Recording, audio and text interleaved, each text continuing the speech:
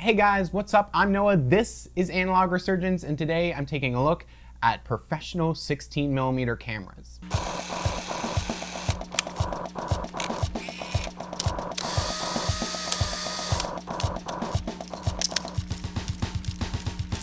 When we're talking about shooting on 16mm motion picture film, then we're also talking about the cameras that go along with using that format. And if you're an amateur or just a beginner or somebody working on a budget, then there are a ton of different options out there for the kinds of cameras that you can pick up to be able to get into using this format. And I have previously taken a look at some of these cameras that do now lean a little bit more towards the amateur side of things because you can pick them up on a budget. They're easy to use and they're usually just run off of mechanical motors. But now I want to talk about the big 16mm cameras out there. The ones that they're using on major motion pictures and TV shows and huge budget productions. Along with some older ones still that are of a bit more of a professional quality in terms of build and what they can do. Let's talk about what I mean when I'm talking about professional cameras. Now, more professional 16mm cameras usually allow you to load 400-foot loads of film into their magazines on the camera. 400-foot rolls of film will come inside a canister and they'll actually be wrapped up tightly on a core that you'll have to take out and actually load up into the magazine on these cameras in complete darkness. Now, this is different from cameras that have more of an amateur appeal that will only load 100-foot rolls on them, and you can load these in subdued light or even daylight, and they come on 100-foot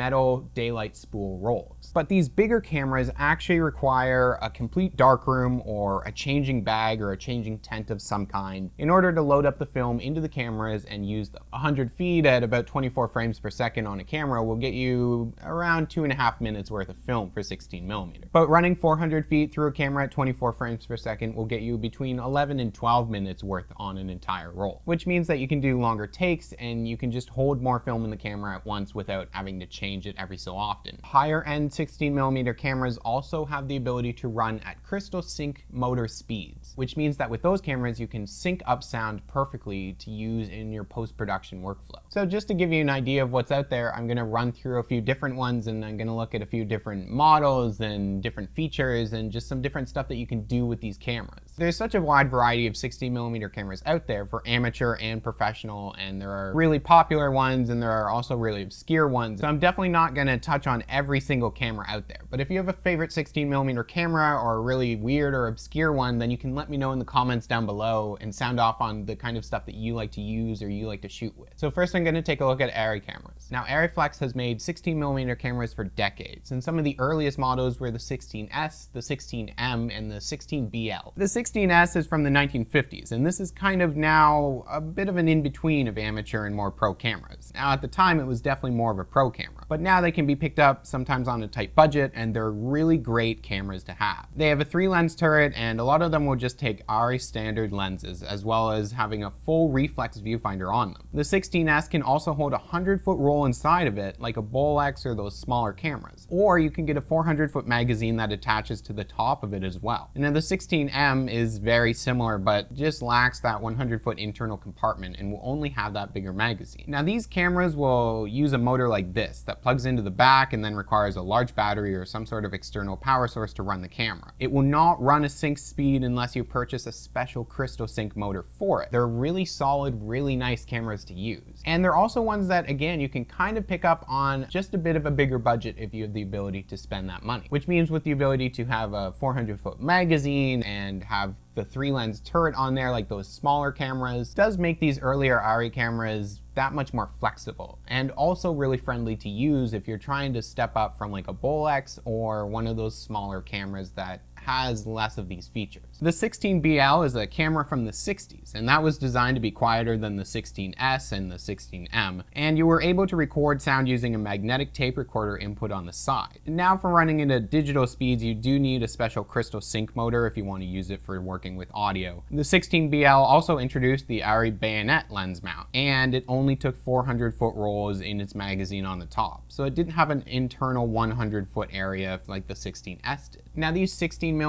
Arri cameras have really, really good film registration. Film registration is really how well the film moves through the film gate as it's being exposed in the camera, without any sort of extra movement or gate weave back and forth when the film is moving. These cameras use a registration pin, which is a mechanism that helps to hold the film in place really sturdy as it's being exposed frame by frame in the camera. And a lot of higher end cameras will have that feature in order to make sure that everything is really steady when you're shooting your film. So those Arriflex cameras were actually used on movies like The Evil Dead in the 80s, because that was shot on a really tight budget using cameras like the 16S and the 16BL. So 16mm as a format was also being used a lot in things like TV broadcasts, and these are cameras like the Mitchell R16 and the CP16. And these cameras do run at sync speed so that they could operate them and shoot audio along with them and sync them up later on. These cameras can be a bit more obscure, but they are ones that you can still kind of track down on a nicer budget before you get into the high thousands and thousands of dollars for a camera, which means that you can still get them and put them to really good use, and you can adapt a wide variety of different lenses to these broadcast cameras. There are also cameras like the Eclair NPR and the ACL, and these are full sync cameras that will run 400-foot loads of film through them, and you can get ones that are able to shoot Super 16 for that wider aspect ratio on your film, or at least be converted to Super 16 to shoot it. Aton is also a big name that comes up when you're looking at 16mm cameras, and the LTR and the XTR are two of the really popular ones that come up often. The XTR is a great camera model that has crystal sync sound speeds for a variety of different frame rates on the camera. And they also take rechargeable batteries, so you don't need some sort of external power source or battery belt or anything like that. You can just charge up these batteries, plug them onto your camera, and you're good to go. The LTR is an earlier model from the 1970s, and it also runs at crystal sync speed when you're shooting, and you can also easily find models that are already converted to Super 16 to buy. So Aton makes a variety of 16mm cameras, all the way up to some higher end ones that are being used on productions like Moonrise Kingdom, The Hurt Locker, and Black Swan. These are cameras like the Aton Xtera, which is very much a high-end 16mm production level camera. Then there's also the Aton Minima, and the Minima is a very small compact camera that will actually take 200-foot loads of film. Now 200 feet is a bit of an awkward amount. You can only get 100-foot and 400-foot rolls from Kodak currently now. In the past, Kodak did make 200-foot rolls for the Minima, but now you're gonna have to either use a lab or a darkroom yourself to get larger rolls rolled down onto 200-foot rolls if you're looking to buy an Aton Minima to use.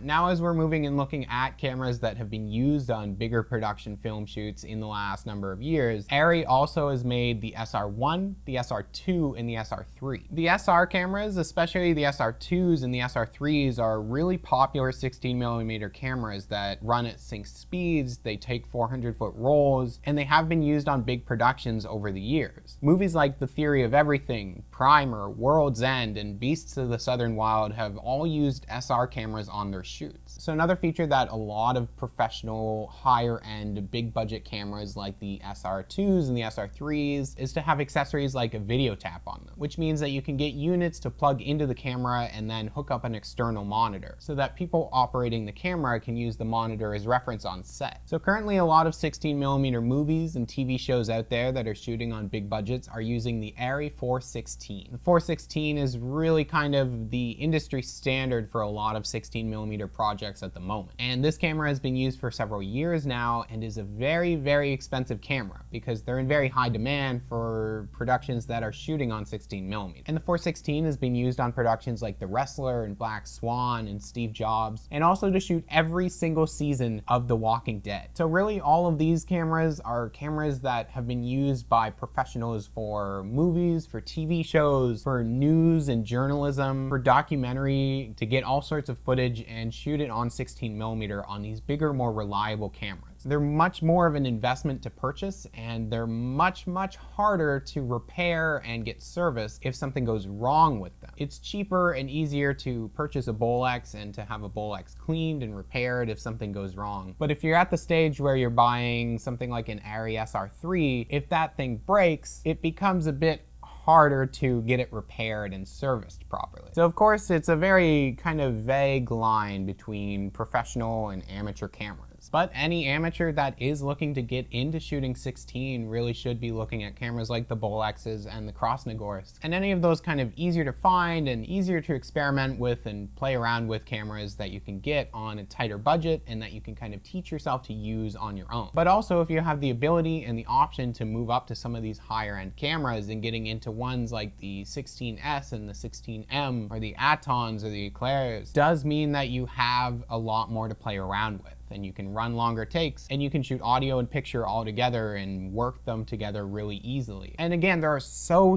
many 16mm cameras out there, and the ones that I've covered today are just some of the really well-known and more popular and easier to find ones and learn about and do your own research on as well. So of course, if there are any of those sort of crazier or more obscure cameras out there, or ones that you want to sound off on, then you can leave comments down below on those ones as well. Hey, thank you guys so much for watching, and subscribe if you haven't done so already. And I continue to do different stuff on motion picture stuff and still photography stuff. And if you're interested at all in supporting the channel, then you can head over to the Analog Resurgence Patreon, which there is a link for down in the description. You get some extra notes on the videos, you get more samples from when I do roll reviews and I'm shooting all sorts of different rolls. And again, if there's any stuff that you want to see on the channel or different topics or stuff, then there's so much that I want to get to in the future, but I want to hear from you guys, and you can comment down below on that stuff as well. And thank you guys so much for watching, and I'll see you guys soon.